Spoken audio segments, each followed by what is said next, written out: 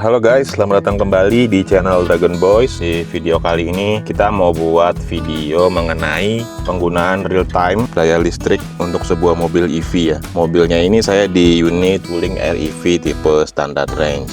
Tapi metode ini bisa kalian pakai untuk mobil-mobil EV kalian merek apapun. Oke, kita coba nyalain dulu mobilnya. Jadi guys, untuk setiap proses perhitungan secara real time, penggunaan daya sebuah mobil listrik tuh ada 3 faktor penting. Bentar ya, musiknya kita kecilin dulu. Selamat pagi. Kita nyalain AC biar nggak panas. Oke guys, sorry saya ulang lagi. Untuk perhitungan secara real time penggunaan daya listrik di sebuah mobil EV dalam sebuah perjalanan, misalkan kalian mau ke kantor, mau ke kampus, atau mau jalan-jalan road trip gitu, ada 3 hal yang harus kalian temukan dulu guys, 3 hal penentu. Yang pertama adalah tarif per kWh. Jadi kalian di rumah ngecas atau kalian ngecas di SPKLU ya, jadi tarif per kWh. Kalau di rumah tarif per kWh nya kalian pakai listrik berapa, apakah kalian pakai listrik 2200? Kalau 2200 itu di 1444,70 1 kWh nya. Terus kalau kalian ngecas di rumah dengan listrik di atas 2200, mungkin ya 3500, 4000, 5000, 7000, itu 1 kWh nya itu di 1699,50 something ya. Jadi saya tulis di sini guys ya. Jadi tarif per kWh itu kalau ngecas di rumah ada 2 jenis ya. Jadi kalian bisa pilih tuh kalian ngecas dengan daya yang mana, dengan nilai yang berapa. Lalu misalkan kalian ngecasnya di SPKLU ya sekitar 2400 sekian ya. Jadi bisa berbeda-beda tuh tarif per kWh-nya, tergantung kalian pakai ngecasnya di mana. Lalu yang kedua adalah jarak yang kita tempuh nantinya nih guys. Jadi setiap kali mau perjalanan, jangan lupa kalian reset. Nih, ini kan belum saya reset ya. Jaraknya masih 72 tuh kemarin, baterai udah 100. Jadi kita reset dulu. Setiap kali mau perjalanan kita reset tripnya jadi 0. Nih, supaya gampang aja nanti ngitungnya. Jadi ketahuan nih perjalanan kita dari rumah nih sekarang mau berangkat ke kantor, ke kampus, atau kemanapun. Ketahuan ketika kita udah selesai lagi sampai di rumah, ketahuan jumlahnya berapa. Karena ini nilainya akan ikut menjadi faktor perhitungan ya guys. Lalu faktor yang ketiga adalah tentang penggunaan baterainya. Kalau di setiap mobil, berapapun baterai mobilnya, indikatornya kan pakai 100% ya guys, dari 0 sampai 100%. Nah ini yang kita perhatikan juga nih faktor penentunya. Jadi ketika berangkat, mungkin nanti kita 100%, nah sampai rumah lagi kita tinggal lihat nih sisanya berapa. Nanti ada perhitungannya. Apakah harus 100%? Ya enggak juga sih guys. Ini kebetulan aja saya habis ngecas ya, jadi nilainya 100%. Jadi misalkan masih ada 90 ya, nanti kalian ingat-ingat aja. Misalkan kalian start dari 90% atau 95%, ya kalian ingat aja nanti sisanya berapa, kalian kurangin hasilnya. Oke, kita akan jalan nih hari ini mau ke daerah Jakarta ya. Jadi di video ini saya akan melakukan komparasi trip ya. Jadi dalam 1 hari, saya akan ke tempat yang sama, dengan rute yang sama, otomatis mungkin jarak yang sama, tapi dengan 2 kondisi berbeda guys. Jadi kalau sekarang pagi nih, jam 8 ya pagi, kita mau coba jalan, nanti balik. Habis itu nanti mungkin sore saya coba lagi jalan dengan rute yang sama, terus balik. Nanti 2 hasil trip itu saya akan sertakan rincian perhitungannya ya guys. Oke, kita langsung aja jalan ya. Bentar lagi nih kita jalan pagi. Nanti saya share perjalanannya, kondisi perjalanannya kayak apa, apakah macet atau enggak. Let's go.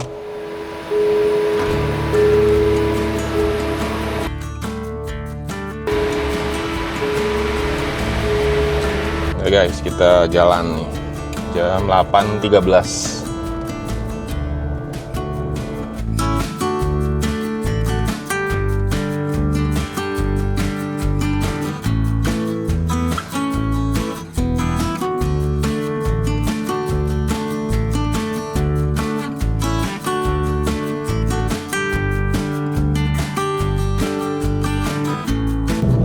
Ya guys, update.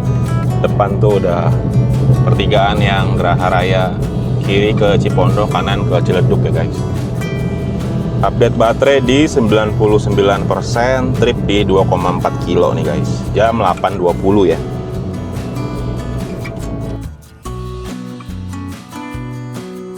Oke guys, kita update lagi nih sekalian. Udah sampai underpass Ciledug.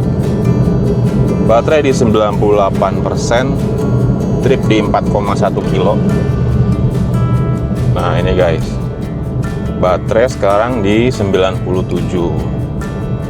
Kalau kalian lihat di sebelah kiri ada logo atau tulisan power. Ini ketika kita injak dia akan berubah jadi positif ya, 1, 0, 1, 2, 3, 4, 5 sekian persen tuh kalau saya gas. Ini indikator penggunaan persentase kekuatan dari motor listrik mobil ini guys. Jadi makin kalian becek nih, makin gede nilainya tuh, makin plus 16, 9. Nah kalau kita lepas dia turun jadi 0. Kenapa 0? Karena ini masih 97 guys. Jadi regennya aktif ketika nilai baterainya tuh udah di 96. 97 akhir mau 96 dia aktif. Ciri-cirinya nanti dia berubah jadi negatif guys. Nih, ini saya udah, bahkan saya ngerem nih tuh. Dia tetap 0. Harusnya dia udah min. Ketika kita lepas gas, dia langsung regen harusnya. Tapi dengan kondisi baterai yang masih di 97, jadi range 97 sampai 100% regennya nggak aktif. Jadi dia ngelosor aja nih kayak gini tuh. Meluncur. Nggak ada efek pengereman sama sekali. Nanti di 97 akhir udah mau 96, biasanya udah berasa langsung 96 sih. Dia langsung jadi negatif dan ada tanda hijau cycling di bagian atas ini. Itu sebabnya di video saya yang sebelumnya sempat bahas, kalau kalian ngecas dan kalian mau pulang dari daerah dataran tinggi, sebaiknya jangan dicas sampai full karena nggak ada regen brakingnya sama sekali, jadi berasa loss. Jadi malah agak sedikit bahaya kan kalau turunan mobilnya meluncur. Dan jadi capek ngerem terus guys. Nih masih 0, masih 97. Nanti kalau udah mulai saya update lagi. Ini depan udah, kita mau ke kiri ya guys. Kita masuk ke joglo, kita akan update deh. Baterai di 97% nih guys. Tripnya di 6,1 kilo ya. Tuh 97%. Trip di 6,1 kilo jam 8.29. Nanti kalau udah 96 saya coba update lagi ya. Oke guys, update lagi nih. Udah 96%. Udah 96% dan regennya udah mulai bekerja tuh guys. Dia keluar logo minus dan ada logo hijau-hijau di bagian atas nih. Bentar ya. Ini agak padat sih jalan. Tuh. Ada logo hijau-hijau. Saya gas positif kan, saya lepas gas negatif 9, negatif 10, nih ada hijau-hijau. Kalau saya gas positif, logo recycle-nya hilang yang hijau-hijau di atas tuh, samping tulisan ready. Ini saya lepas gas, dia muncul negatif. Jadi inilah indikator ketika sistem regeneratif braking itu bekerja guys. Nih tuh. Posisinya agak macet nih, daerah perempatan biasa macet di sini.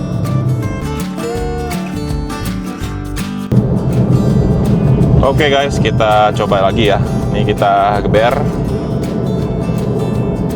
Turun jadi minus 15 ya, 16. Logo cyclingnya aktif. Ini lagi proses regenerasi, ini saya gas lagi.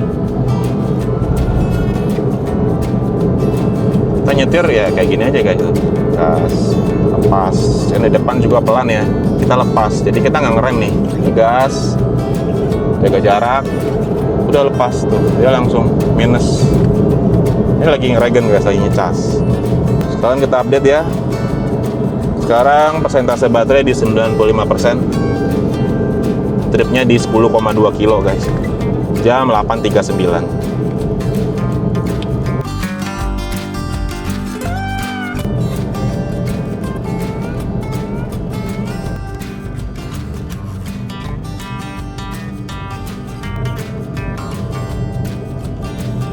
Oke guys, kita udah di jalan apa ya? Nggak tahu nih namanya jalan apa. Ini kadang suka macet di depan nih. Indomaret sama ke kiri.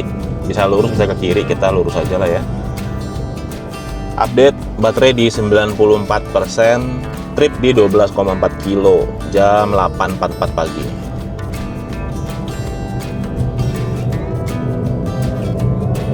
Jalannya cukup 2 mobil sih guys. Ya, halo guys, kita udah sampai tujuan nih. Sekarang mau update baterai di 93%. Trip di 14 kilo pas nih. Jam 8.50 guys ya. Jadi kita langsung perjalanan balik dengan rute yang sama ya guys. Ya guys, update lagi nih. Kita perjalanan pulang. Baterai 92%, trip di 16,3 kilo, jam 8.59 ya. Ini kan di depan agak turun ya tuh. Kita biarin aja meluncur mobilnya tuh. Minus 18. Ini lagi ngecas nih guys, lagi melakukan sistem regenerative braking. Jadi apa sih regenerative braking itu? Kalau singkatnya di mobil bensin guys, engine brake. Kalau di istilahnya di mobil bensin engine brake ya guys. Kalau di mobil listrik atau di kendaraan listrik ini namanya regenerative braking. Indikatornya seperti ini. Tenaga powernya, indikator powernya ini jadi negatif ya, jadi minus, dan ada logo hijau-hijau tuh, logo cycling. Artinya dia memulihkan daya ke baterai utamanya guys. Ini udah sampai naik di joglo lagi ya. Nih. Kita mau bahas mengenai regenerative braking ya. Jadi kalau kalian bawa EV, mungkin ada yang berpikir kalau bawa EV itu hampir mirip dengan membawa mobil bensin. Jawaban saya enggak guys. Bawa EV itu nggak bisa disamakan dengan bawa mobil bensin ya. Saya pernah menemukan sebuah thread ya di grup. Mungkin thread ini dibuat oleh seorang yang membawa mobil bensin, di depannya ada EV guys. Dia tulis, kenapa sih setiap user mobil listrik tuh kayak menjadi penghambat jalan. Jadi intinya sih di thread itu saya baca, dia nganggap orang bawa mobil listrik itu kenapa harus pelan-pelan sih gitu loh. Ya mungkin banyak faktor ya pada saat yang bersangkutan lihat. Mungkin yang bawa mobil EV-nya lagi memang ada trouble, atau memang dia lagi pelan atau gimana. Atau mungkin ya saya pikir jangan-jangan user EV tersebut masih punya pola pikir atau mindset bawa mobil listrik tuh kayak bawa mobil bensin guys. Jadi pelan gitu. Pelan, nginjek gasnya pelan aja, steady, cruising kayak gitu-gitu. Nah, kalau untuk di mobil bensin, iya jelas, oke guys. Maksudnya bener, kita nginjek gasnya nggak terlalu dalam, nggak kick down terlalu dalam, kita santai. Bahkan kalau di tol, kita kecepatannya stabil nih, di 80, 90, kita konstan aja. Itu irit banget memang. Tapi kalau untuk mobil EV, mobil listrik guys, itu nggak bisa begitu guys. Makanya kalian suka ini nggak sih yang punya baru-baru punya EV, ngerasa kalau di tol tuh kok lebih boros ya? Pernah nggak sih kalian ngerasa gitu? Atau ada pertanyaan dari beberapa orang yang pakai user listrik, mobil listrik, kok di tol berasa lebih boros ya? Padahal udah steady nih. Bahkan ada yang canggih kan EV-nya, ada cruise control gitu kan. Ya itu penyebabnya guys. Jadi gini, seperti yang saya bilang tadi di awal, ini kan indikator positif negatif ini ya. Kalau positif kalian injek gas nih, pakai daya nih, dari baterai utama pakai daya nih 7%, 5%. Ini saya injeknya nyenggol doang nih, 3% pelan kan tuh. Nyenggol doang tuh, 2% kecil. 3% ya, 2%, 3% pelan, 1%. Ini kecil aja tuh, pelan aja saya bawa nih. Karena ya macet juga guys, nggak mungkin geber ya nih. Ada juga yang jalan lancar tapi kecil, pelan, berharap EV-nya itu irit gitu loh dengan gaya berkendara seperti itu. Jawabannya please no guys, please big no. Jangan ya, jangan kayak gitu. Itu malah jadi bikin orang nggak nyaman ya di belakang kalian. Gini, kalau kalian konstan injek pelan nih kayak gini nih, 1%, 3%, kecil memang. Tapi ini jatuhnya memakan daya guys. Biarpun dia nilainya kecil, 1%, 2%, under 10% lah katakan, atau under 5% lah, itu kan pelan. Tetap aja ini jadinya boros guys. Karena apa? Itu memakan daya. Sepelan apapun itu memakan daya. Dan kalau kalian lakukan itu terus sampai tempat tujuan nih misalkan, yang ada tetap boros. Karena itu statusnya tuh nyedot daya guys. Karena kalian pun tidak memberikan ruang bagi regenerative brakingnya bekerja ya. Jadi kenapa saya bilang geber-geber aja terus lepas kayak gini tuh. Ini jalan nih, jalan lancar, jalan aja. Ngayun jadi istilahnya guys, diayun aja tuh. Minus 6. Makin kencang ya makin gede juga nanti regennya. Jadi makin gede power yang kamu pakai, terus kalau kondisi jalannya lancar, ya dia baliknya juga gede karena akan kenceng. Kayak geber-geber gitu kan, makin lama makin kencang nih. Tuh, apalagi kalau lagi turunan. Jadi dengan cara seperti ini, berkendara mengayun, kalian memberikan ruang bagi regenerative brakingnya bekerja guys.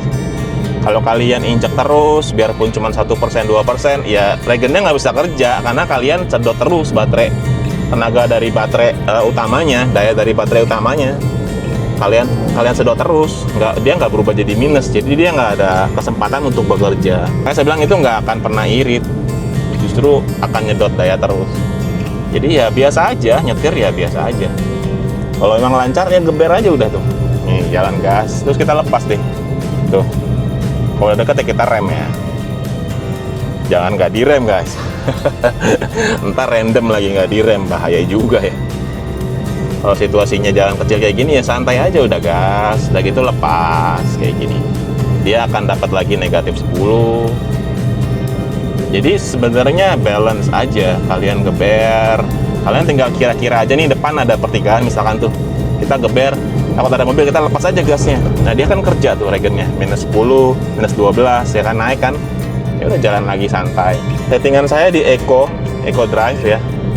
Settingan Eco Drive dengan regennya saya standar guys. Dari awal banget pakai mobil ini udah setahun setengah lebih lah. Jarang saya rubah-rubah, selalu Eco standar, itu udah cukup sih. Kadang masuk tol juga nggak saya rubah jadi sport atau normal atau apa, tetap aja Eco. Jadi balik lagi tergantung sikon.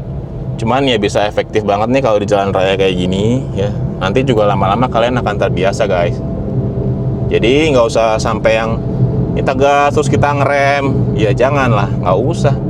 Kita gas udah lepas aja, ayo nih kayak gini kan nih, seolah-olah dia kayak ngerem kan. Ini kita gas tanjakan ya, udah lepas. Ini depan turunan nih guys, ya kalian gas aja, gas santai. Depan turunan nih, ya udah lepas gasnya. Tuh, dia udah negatif guys tuh. Tuh negatif 20, negatif 11. Logo cyclingnya hijau di atas nih nongol. Itu dia lagi memulihkan daya dari energi gerak yang dihasilkan motor listriknya ke baterai utama. Itulah yang namanya sistem regeneratif braking. Kalau di mobil bensin engine brake, kalau di mobil listrik regeneratif braking. Memang bisa disetting, ada di standar, di weak sama strong. Tapi kalau saya sih standar aja lah. Kalau weak dia terlalu meluncur ya, kalau buat saya terlalu meluncur tuh, kayak nggak ada regennya. Kalau di strong dia terlalu ngerem, jadi habis ngegas nih kita lepas, kita sampai berasa nih di tempat duduk tuh kayak ngerem gitu loh. Jadi kayak nggak nyaman kalau buat saya. Tapi kan orang beda-beda ya, mungkin ada yang lebih suka gitu, lebih suka strong regennya jadi kayak ngerem, jadi nggak usah ngerem ya. Beda-beda lah orangnya. Kalau saya sih dari awal standar aja lah udah. Mau tanjakan turunan kayak apapun nih, kayak ke Bogor tuh di video-video saya yang lain-lain tuh itu, di video-video saya yang udah saya share tuh, itu regen standar aja guys, nggak saya rubah-rubah yang gimana. Bahkan dari turunan gunung pun tetap aja standar. Oke guys, kita sekarang update nih, udah sampai Ciplas Ciledug. Baterai di 89%, tripnya di 22,3. Jam 9.15 guys ya. Jalannya sih udah lancar ya di sini, udah lumayan lancar lah di sini nih. Nih lancar, kita geber nih guys, geber aja udah, geber, ginjek tuh sampai 21%. Udah depan udah mau ini kita lepas. Tuh, kita geber lagi, udah lepas. 15%, 17% nih. Kan depan tuh kayak mau berhenti kan, tuh ada orang putar balik. Ya udah, jadi kita nggak usah yang sampai ngerem banget. Kita manfaatin aja regen brakingnya untuk ngerem. Jadi kita ngerem, kita dapat energi juga buat ngecas baterainya. At least kalaupun nggak ngecas, itu bisa memperlambat penurunan baterainya. Beda sama ketika kita ya injek terus nih, injek terus aja. Nih kayak gini, 5%, udah menjadi line hogger ya kan. Lama banget bikin orang kesel. Berharap irit malah kagak irit, ya. Jangan ya guys ya. Udah, kita geber aja. Geber, kita lepas, dia ngecas. Kayak gitu aja guys. Asik loh kayak gini. Kalau udah terbiasa juga kalian nanti bisa beradaptasi ya. Jadi itu perbedaannya ketika kita bawa mobil listrik dengan bawa mobil bensin. Oke guys, kita update lagi nih. Udah mau depan tuh underpass Ciledug ya. Update baterai di 89, trip di 23,6 kilo ya guys. Jam 9.18. Nih underpass Ciledug. asik nih. Kita manfaatin regennya tuh sampai 27. Kalau turunan 25, 24, tanjakan kita gas lagi ya. Jangan kita nggak gas, ntar jadi land hogger lagi. Please lah, jangan lah ya. Jangan jadi land hogger ya guys, please. Udah gas aja, nggak usah takut boros, nggak usah. Gas, lepas guys. Tuh, 21. Ini lagi ngeregen, dia lagi balikin tenaga yang tadi hilang nih. Kalau kalian gas 5%, 10, 11. Udah lepas. Ya kita mode mengayun guys namanya. Ya. Jadi tenaga besar yang kita keluarkan, begitu kita udah dapat momennya, ya udah lepas, dia akan ngecas lagi, ngeregen lagi. Bahkan di beberapa kasus ya, saya pernah dari Kopinako Kebonjati, itu daerah Summarecon Bogor kalau kalian tahu. Kopinako yang atas ya guys ya, kan Kopinako sekarang ada 2 tuh di Summarecon Bogor, ada yang di bawah tuh Kopinako Bogor Selatan yang baru banget buka, tuh ada videonya tuh saya juga bikin. Terus ada juga yang Kopinako Kebonjati tuh yang udah lumayan lama yang di atas, yang banyak pohon jatinya tuh guys. Jadi Summarecon Bogor naik terus sampai ujung. Nah itu waktu itu saya pulang dari Kopinako Kebonjati, dari parkiran guys. Saya inget banget, baterai itu 53%. Sebelum sampai kantor marketing Summarecon Bogor, kita kan turun ya, kita lewat Summarecon Bogor kan. Sebelum sampai kantor tuh baterainya naik guys, jadi 54. Iya, naik 1%. Gara-gara turunan. Kadang posisinya turun ya, kalau kalian pernah ke sana tuh ke Kopinako, atau kalian bisa cek video saya. Tapi waktu itu saya nggak record. Waktu itu lagi nggak record. Cuman notice aja ternyata dia naik dari 53% sampai jadi 54% guys. Jadi saking sering turunan, ngeregennya gede, kenceng, deres ya, dia jadi nambah justru baterainya. Makanya saya bilang kalau kita lagi di jalan lancar begini, kita mode yang mengayun, mode swing nih, kita gas. Kita kan pakai daya, kita lepas aja udah tuh. Nih dia ngisi lagi. At least dia menggantikan daya yang kita pakai ya. Tapi sekali lagi lihat kondisi jalan ya guys, situasional ya.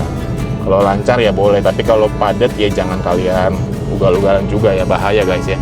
Atau kalau lagi lancar jangan kalian jadi land hogger karena berharap itu irit, enggak lah. Janganlah. Ya nyetir biasa aja, santai aja kayak gini. Pada umumnya aja guys. Cuman kita harus memang kasih ruang untuk sistem regen brakingnya bekerja ya guys. Dengan cara kita angkat kaki kita dari pedal gas, jadi biarkan dia berayun seperti ini tuh. Jadi semoga membantu ya buat kalian yang selama ini mungkin lagi beradaptasi ya. Tapi misalkan ada yang bilang, bang saya lebih nyaman biasa aja pakainya kayak mobil, ya udah nggak apa-apa.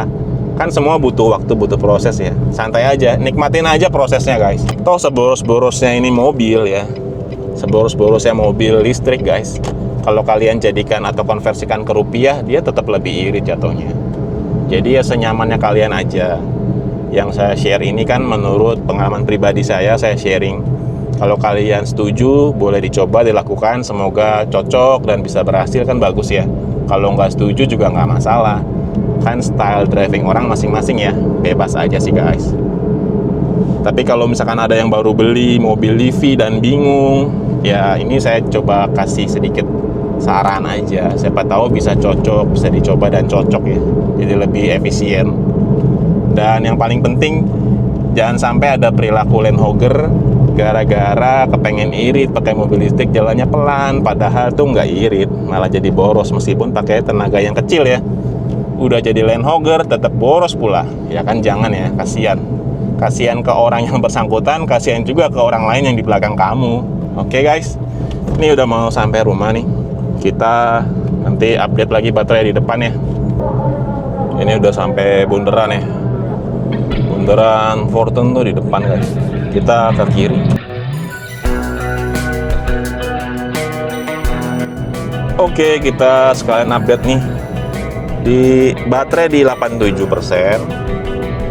Untuk tripnya di 26,8 nih guys. Jam 9.24. Lancar. 87% berarti 13-an ya, 13% kali 2, 26 ya. Masih surplus 0,8 nih, mungkin karena lancar ya. Jadi memang selain dari gaya berkendara kita, mode regen braking kita ya, mode berkendara yang dari mobil nih, yang eco, normal, sport gitu-gitu, Ya salah satu faktor yang jadi penting penentu ya memang kondisi jalan ya guys. Kalau jalannya macet ya boro-boro buat regen ya. Ya kan? Nah, kalau udah ketemu jalan macet tuh ya udahlah ya. Karena kan ya macet, otomatis bannya nggak jalan, yang gimana? Regennya nggak bekerja, tapi daya kepake terus buat nyetel musik, AC.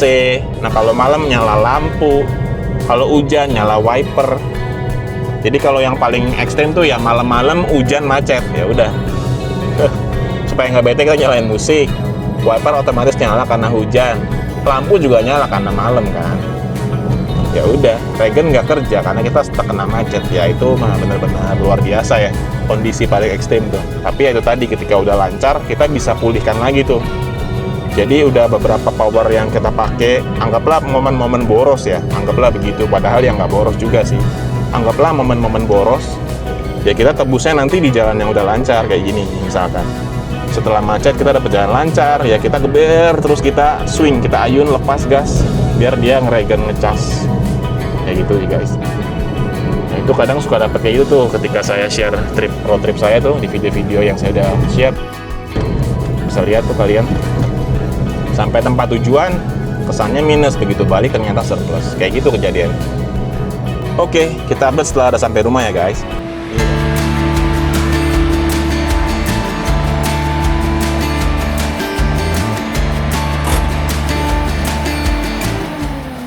Ya oke guys, udah sampai nih di rumah.